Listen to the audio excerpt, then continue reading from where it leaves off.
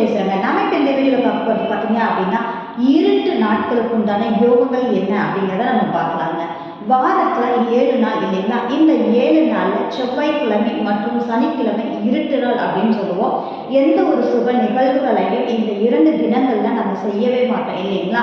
ஏன்னா இது குருட்டு நாள் அப்படின்னு சொல்லக்கூடிய ஒரு நாள். ஆனால் இதில் மிகப்பெரிய அரிய பல ரகசியங்கள் இருக்குன்னே சொல்லலாம். அது எந்த மாதிரியான ஒரு விஷயம் அப்படின்னு எடுத்துட்டிங்கன்னா, செவ்வாய்க்கிழமை மங்களக்காரகன் அப்படின்னு சொல்லக்கூடிய அமைப்பே செவ்வாய் தாங்க. அவர் இல்லாமல் திருமணம் கிடையாது. எந்த ஒரு இன்சிடென்டாக இருந்தாலும் செவ்வாயுடைய அனுகிரகம் கிடைக்கணும்.